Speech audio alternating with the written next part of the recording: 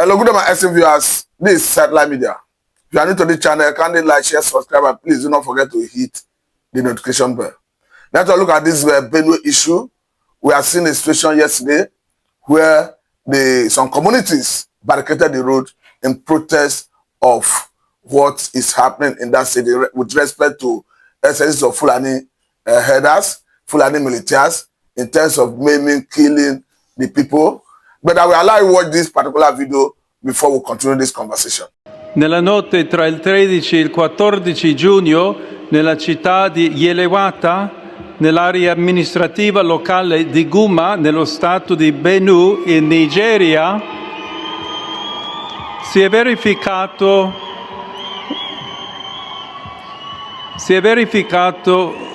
un terribile massacro in cui circa 200 persone sono state uccise con estrema crudeltà, la maggior parte delle quali erano sfollati interni, ospitati dalla missione cattolica locale.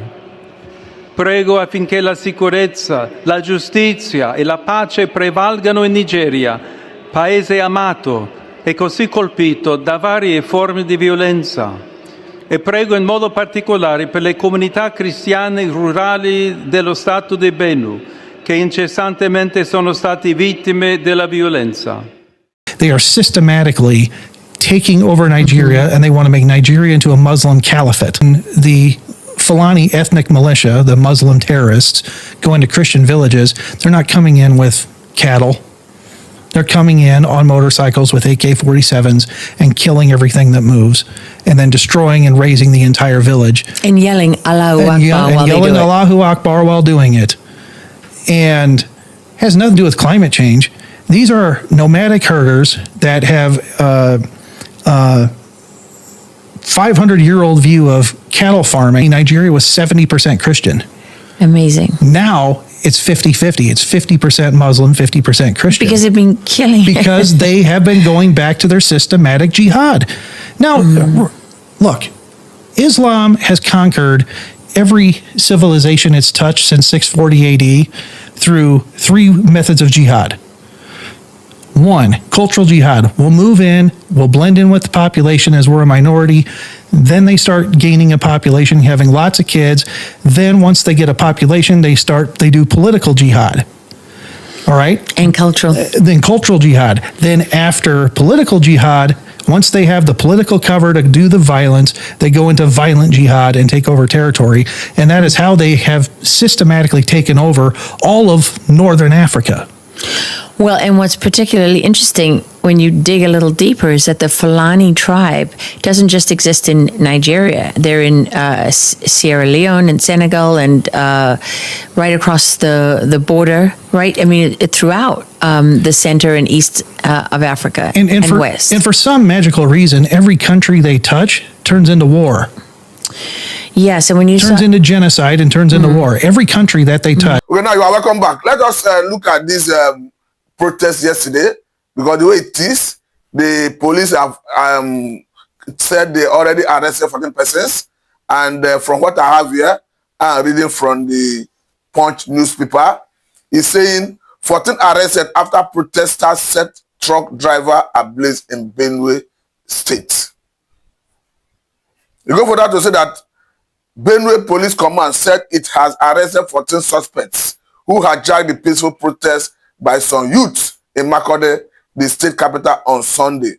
The suspects, the command said, obstructed the roadway in Akbi and outskirts of Makode, forcefully stopped a truck and set it ablaze with the yet to be identified driver trapped inside. This is contained in the statement issued by the command's spokesperson, Udeme Edet, and made available to journalists on Sunday.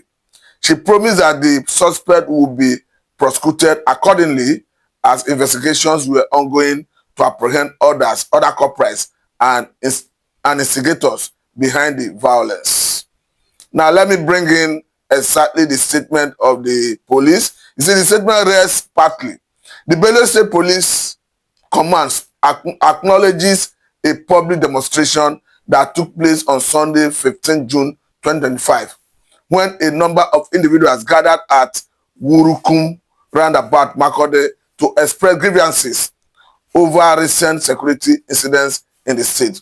While the right to peaceful protest is respected and protected, it is imperative that such expressions remain lawful and non-violent. Upon receiving intelligence regarding the protest, tactical teams were immediately deployed to monitor and maintain order. The Commissioner of Police, Benue State Command, CP Ifeanyi Emenari, in a display of proactive leadership, visited the protest site alongside Deputy Governor of Benue State, Barrister John Ode, in an effort to engage with the demonstrators and appeal for calm. Unfortunately, the crowd declined to be addressed, and the protest was soon hijacked by destructive elements who attempted to attack Deputy Governor. Police commissioners swiftly intervened using police officers swiftly intervened using non-lethal crowd control measures, including smoke and water cannons, to prevent harm and safely evacuate the Deputy Governor from the scene. No casualty or injuries were recorded during this operation. Tragically, later, a separate group of hoodlums, reportedly sympathetic to the protests, obstructed a roadway in Akpi on the outskirts of Makode. They forcefully stopped a truck, which was subsequently set ablaze with the yet to be identified driver trapped inside. The command has so far arrested 14 suspects in connection with these incidents. They will be prosecuted accordingly. The question now is, I understand that the police claim that they were proactive in coming to prevent the breakdown of law and order. But the question is, the proactiveness of the police and security agencies, other security agencies, why has it not yielded fruit result in addressing the killings in that area?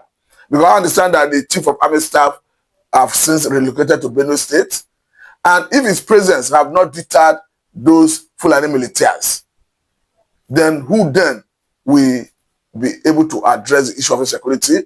Because the government, as a matter of urgency and necessity, need to address this, because it is the core area of governance. The concern is unambiguous about what shall constitute the primary purpose of governance. And of course, Section 14, subsection 2B of 1999 Constitution as amended is very clear that the welfare of the people and their security shall be the primary purpose of governance. So if the governor, who goes by the name of the governor, and the chief security officer of the state is not able to address this, of course, we wonder why is the governor again, because it's the very purpose of governance. Then again, I think the issue of regulating security architecture cannot be emphasized, because from what we are seeing, the security of the people is paramount. And if the police is not able to do it, perhaps because all crime is local, then I think there's every need to register security architecture and allow the state government, who, of course, have some level of responsibility going by the Constitution, to parade some security power. And that is where the issue of maybe state security arrangement should come in. And another issue is this issue of forest guard that is on the table. It seems as if the government is dragging. We are not seeing proactiveness. We are not seeing swiftness in terms of trying to make it happen. The government have told us that from the Office of the National Security Advisor, they will be coordinated, talking about the forest guards. And they have since directed the states to recruit between 2,000 and 5,000 personnel, depending on their financial capacity to pay. And we understand that this will be purely deployed to the forest to ensure that they flush out all the Fulani militias.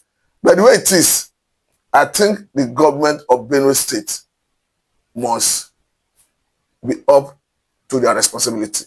But let me allow you to watch this particular video. This one is from a lone protester in Lagos State, a Benue person who, of course, decided to let the world know what is happening in his state. Watch him as we had exclusive interview with him. Okay, we understand that in Nigeria there have been serious issue involving Benue, of course, we can clearly see someone doing campaign, saying, stop Benue killing. He said, are you people not tired of killing us? Of course, maybe let us hear from the horse's mouth. Sir, you want to speak to us? Let us understand what, because we know that the Chief of Army Staff have just said recently that he wants to relocate to Benue State to see to the end of this menace. For me, let us hear from you. I don't have a business with the Chief of Staff, it's his own business. But why am I still that I'm tired of the killing of my people? I don't have any other thing to offer than to stand here this morning to tell them whosoever is responsible. I don't know what transpired then with them. I don't know what Benue have caused. I don't know what was the business Benue did with them. But the generation of now who don't have been facing this kind of challenge we are facing right now. But I don't see the reason why the children of 5 years will be massacred. We can no longer go to farm. We can no longer go to school. We can no longer go to churches. Why? We keep on asking this question day by day. No one answers us. So I took this step today to tell us that we are tired of the killing. So I'm urging the federal government to sit together and talk about this. Because since I was born, I've never seen a situation whereby the government will come together concerning this very issue and discuss about this very killing. And they do kill day by day, in and out. So I'm out clear to tell the federal government we are tired of this. Okay. They should find a solution to stop the killing. We are tired. We understand that the president recently made a very assertive statement that he has given security agencies marching order to end insecurity. So just as we were asking, the president have given an order to the security agencies to see an end to this. And in pursuant to that, the Chief of Army Staff have relocated to Benue to see to an end to this. Do you have confidence in the ability of the security agency to do justice to this? I don't have a confidence about that because personally we have a base. We also have a base of militaries in our place, which is in Benue State. So if there is military base in Benue State, which is in Makurdi, I believe they are they also have the upper hand to supersede any insurgency that will come in to attack the Benue people. So why sending the military, the Chief of Staff down there? Okay, let me even ask you this.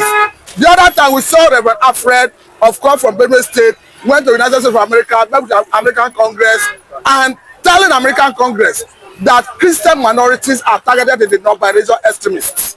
And at the time, American Congress told Donald Trump to sanction Nigerian government. I don't know whether you are aware. Is it something you believe that Christian minorities are targeted in the North? You and I know the game they are playing under. So we all what we know. Okay, now there is even another revelation. This one came from a retired military intelligence officer that those sponsoring terrorism, particularly Boko Haram, that their ultimate aim is to Islamize Nigeria. But let me even ask this because the current Director General of DSS made it very clear, calling on Nigerians to rise up and defend themselves. As a community back home in Benue, is there any arrangement you are putting in place to defend the place? Because the president recently came up with an idea saying that going to have forest guards, that instead is going to employ between 2,000 and 5,000 depending on their financial capacity. Is this something people are looking towards to do a community arrangement to address this? Really, for me, if you ask me that question, I don't know if we have a plan. We have a plan like that, well known like that. Because personally, if any plan is on ground such, we could have been informed and we would be aware that this plan is being made in place for the Benue people. Okay, now let's look at because there are so many claims that they've heard us. Of course, Fulani military, they come from Benue, they come from Chad, Burkina Faso, Mali, and all that. We know that actually in 15th, 14th century, that is when they came to Nigeria. But do you think the government had what it takes, considering our porous borders, to checkmate their influence into Nigeria? Why not? They have all the power and the forces to take.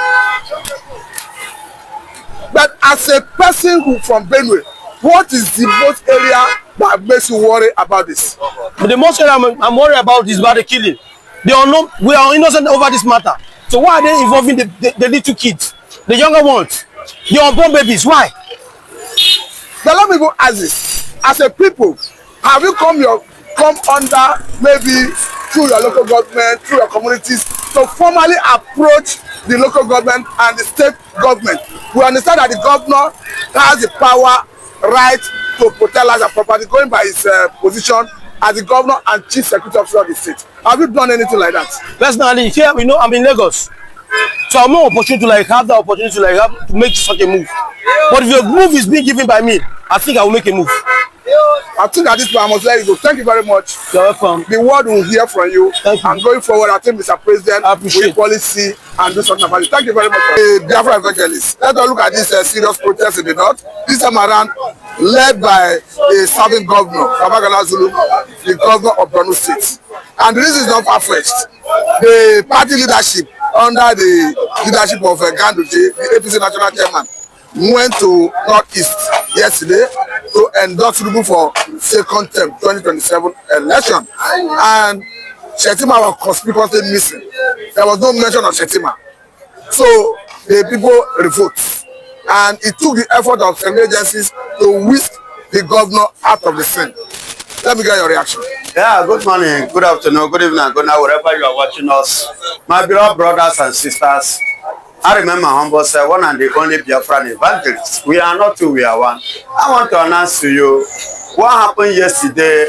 That protest shows that they voted for Shetima. They did not vote for Tinubu. So that is what it means. That is what it means. That is the message that they are passing across. That because of Shetima, we give you our mandate. Because of Shetima, we put you there. Because of Shetima, we mobilize and we convince our people, all our hand, our leg, was on the what? On the voting, the polling unit. Because of Shetima, for our brother to be there. Now you are mentioning Tinubu. They did not vote for Tinubu. They voted for Shetima. And the person they voted for, you people are doing campaign now, and you did not mention him. That means you did not recognize him. Moreover, before now, Shetima have already cried out that he doesn't know who is the vice president, whether Sheyi Tinubu or him, Shetima, is the vice president. Because the job and the duty of Shetima is what Sheyi Tinubu is now running. So he's not happy. And now you now taking a lady over there and you did not make mention of him again, their own person. So what do you expect? I'm not surprised for what has happened that yesterday. It was too obvious. You understand? Even if it were you, my brother, you will react.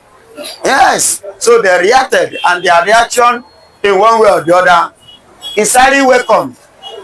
But the way it is, because there's speculation out there that Tinubu may want to settle for someone else as he's running mid 2027. They have somebody that have more weight, more political clout, more voting, that command more followership. Someone like Kwankwaso, if eventually he's able to come to terms with Kwankwaso. Now listen.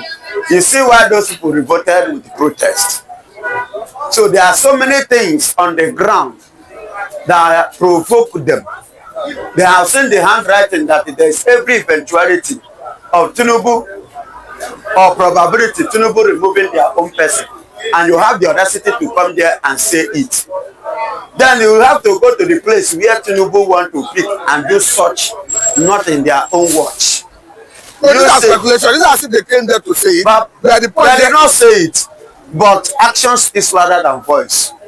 When they went there in the very first place, did those people chase them away? Did they revolt? Did they protest? Did they fight? No. They waited and heard them. So based on what they had, make them to do what? To react. That this rumor we are hearing, this thing we call rumor, is not actually a rumor, but it's a reality. So on this, they have to fight. And let me tell you, there is something I want you to understand. The way this thing is going now, it is a very clear message and a signal to Bola Ahmed Tinubu come 2027 that the Northerners are actually coming out to go against him. And with this thing that is going, it's polluting and poisoning the heart of many Fulanis, to be precise. But Shetima is a Kanuri man. He's not a Fulani man. Hello, who is the chief and co of Boko Haram and the rest? Is Shetima But not? the question I want to ask here is, if Tinubu drop Shetima, are you saying it will come with consequences? My brother, let Tinubu play with caution. It's not a joke. Let Tinubu do what? play with caution. Look at Shetima being there, and Nigeria is like this. What if their own person, knowing the ground that Shetima have gained in terms of all this group that are disturbing the content, you know what it means? And let me tell you, even if you pick one person is like when you sell dog, buy monkey. So the same Ian Tuku cannot beg you. Do you understand? So they are all the same. Both of them are bed of the same feather. No difference of mentality, no different mindset. All of them are going the same direction. So Bola Ahmed Tinubu, whosoever you are picking or whosoever you want to drop, play with what? Caution. 2027 is not going to be easy. Now let me even bring this angle, because the way it is, Southerners are saying they are likely going to unite in support of Tinubu if the North is still parading this ownership mentality of Nigeria. But they cannot change from that. It has been part and parcel of them. In fact, permit me to use the word of inborn. In fact, they are born with it. So you live it and you cannot take it away from them. And Tinubu knows that. And for your information, they are the ones that say, Oya Bola Ahmed Tinubu come to power. They themselves now play the game for him to be there. They can as well play the game in all the... Don't you see the way they are pointing on his face? Despite the fact that he's a president, see the way that will come up, see a whole governor coming out to lead the protest. So, and you coming to east here, south here, say that you are colliding, you want a collusion, they are raising flag for Bola Ahmed Tinubu. My brother, how many are they? And they pay for themselves. When they come to election, are they going to give him the votes? Are they going to force me to vote for APC based on the situation on the ground? Are you getting it? So it is not a game of maybe by party or by this. It's going to be a game of the indigenous citizens. Then after the citizens, the court. After the court, I said the court, the INEC. After the INEC, the court. You know, Tinubu have already started playing a game. The very day he make Kekereku as the CJN, the Chief Justice of the Federation. I said Bola Ahmed Tinubu is going somewhere. No, the point is, in the judiciary, once the CJN retires, the senior, the most highest ranking officer becomes the new CJN. That's the tradition. That is the tradition. According to what? And Kekereku happens to be the most senior at the time. Okay. Now, if it's like that, according to the law you quote, what happened to the IG? Is IG 10 or not expire? Which Igbo? I'm not talking of IG, I'm talking about judiciary. I'm talking about, I want to refer you somewhere too.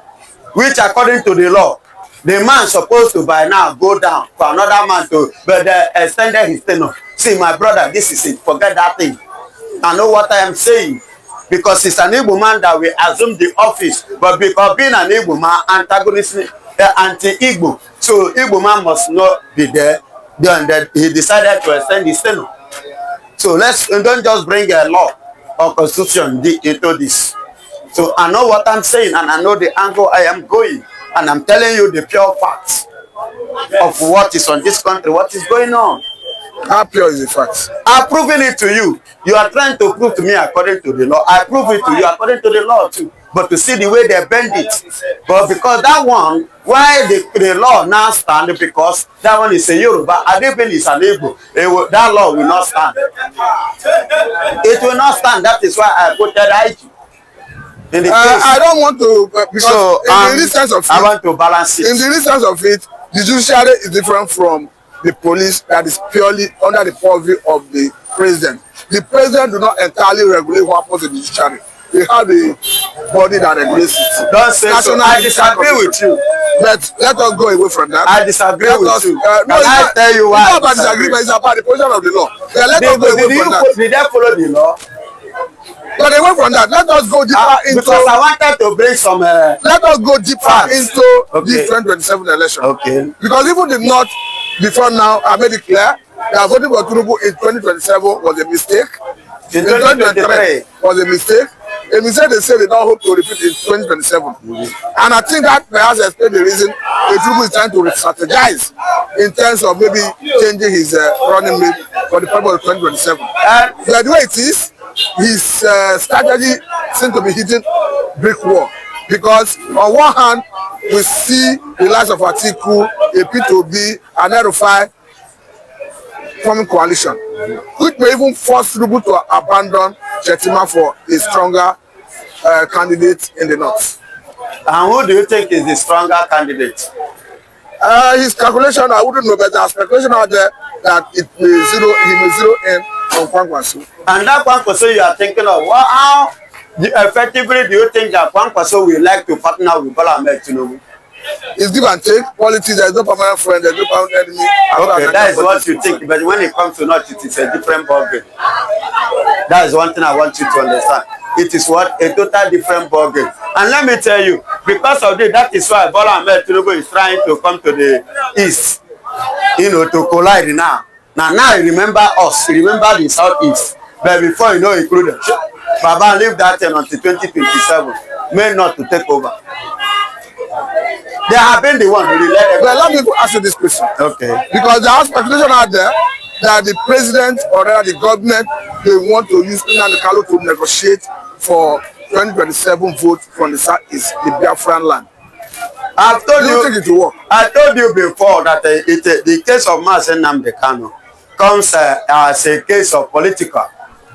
Tinubu is playing politics, and he wants to use Nnamdi Kanu to play politics. But I love one thing, Tinubu can only tell those like Ohaneze Ndojo Ndigo, those ones, so those elders that don't know their rights, he can use it as and those governors. But let me tell you, after releasing Nnamdi Kanu or whichever way, in the name of giving him vote, I will not vote. We Biafrans will not vote for Tinubu. Even if Nnamdi Kanu is used as a bait. Even if you use Nnamdi Kanu, you cannot use our person like Nnamdi Kanu to play politics. Nnamdi Kanu is far above even the president himself in terms of, but there is what we call policy and principles and dignity. And you are using somebody like Nnamdi Kanu to play such game. That is a nonsense. So it means, you mean it will not work out? Kosheshe. Amamenata. Nnamdi Kanu is far above that level. Don't you see the level of Nnamdi Kanu? Let me ask you the level of all this. You think Nnamdi Kanu is all this? Let me ask this question. On the street. Because when the possibility of political solution to Nnamdi Kanu travel was at the front burner everywhere in Nigeria, we saw the likes of Senator Eni Abaribe leading his colleagues from the southern part of the country to meet with the Attorney General of the Federation, Lateef Fagbemi, to seek for political solution to the end of the trial and release of Nnamdi Kanu. Apart from that, we are seeing minority caucus in the House of Rep approach the issue advising Tinubu to release the man. Now, unconditional. If in the event that Tinubu see that this election is coming close and I leave vote for this region, I know that Nnamdi Kanu commands large followership. Well, I now release him. Don't you think it will endear him into the heart of those people from the eastern part of the country? Consider the fact that he was not the one that arrested him, that it was Buhari that arrested him. Of which, on that note, he's supposed to stand and not to even. He don't need to wait for it. He's supposed to, on that, I don't have issue with you. You see, there is a saying that a good market, a good product sell himself. There are things you need to do. You don't need to come publicly and begin to let what you do campaign for you. You don't need to wait until now. You say trial upon trial. You want to visit the country. You want to get all these ones. No. Even if person I use your hello, my people. See, this man, according to the law, is not fighting against it. Let me take you to this angle before I let you go. Because as we speak, Israel is having serious conflict with Iran. Iran, yes. And the Iran government seems to be cautioning Israel. We have seen countries like United States of America saying they didn't take part in the bombing of Iran. But recently, Trump has come out to say the way it's going that America is likely going to get involved. Yes, now. We have people seen Emmanuel Macron or France saying that Israel have right to defend itself. Yes. And you where can it's see going? UK too. Where it's going? This conflict, I understand that Igbos are of Iju extraction.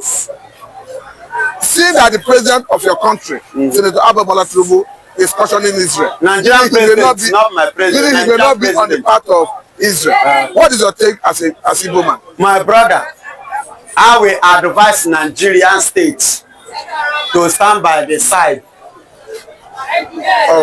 of this issue. They should not involve themselves. They should stand aloof. Yes. And watch. And watch. Because these are the big boys.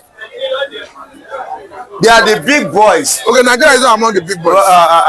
Ordinary Nigeria, na free do anything.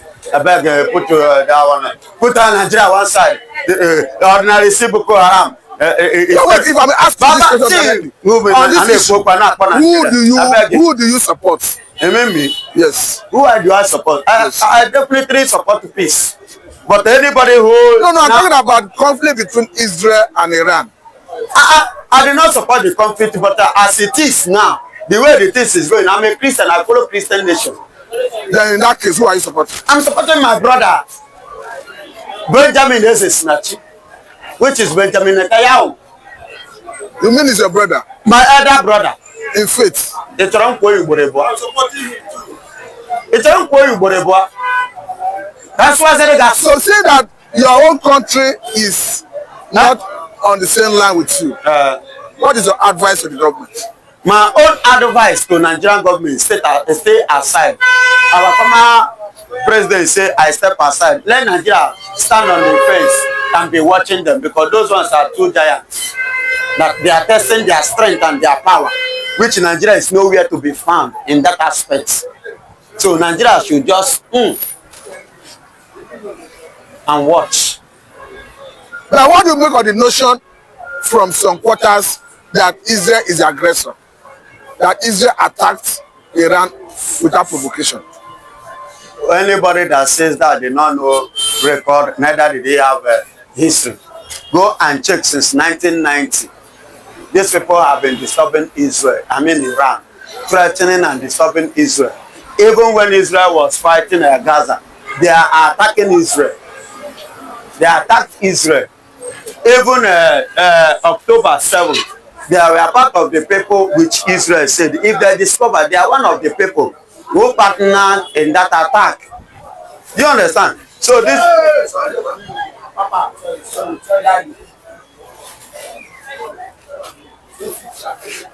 You can go on. Do you understand?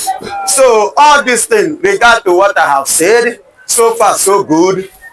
You say why Israel rose up now or rise up now against Iran. And let me tell you, Iran have some limits of which that their nuclear weapon could reach. But Iran is going beyond.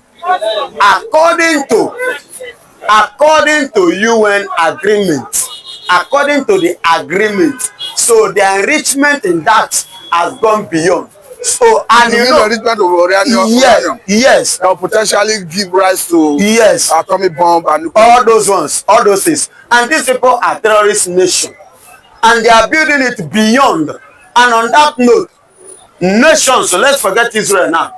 Those people, if they are allowed, they can unleash it at any time, and it will affect both even knowingly and unknowingly people. You understand? That is why everybody is scared of that, and that is why Israel decided. You can see what happened. They did not attack this, and they just went straight. Even all those places. As a way of cosmos, let's you know. As a way of rounding up, as a way of rounding up this conversation, it's even in the media space that even Israel warned Iranians who were staying close to those facilities to stay away before the bombing. And they so want to show that they were not interested in human casualties. No, they are not interested. What they are interested is on that Iranian issue. And at the same time, after listening to Netanyahu, he said it categorically. Those wicked leaders that have been marginalizing and humiliating you people for over 45 years. So these are the people they are against, not Iranians. Thank you very much for your time. I'll say a very big thank you for your time. God bless you. To let you go. Thank You're you. welcome.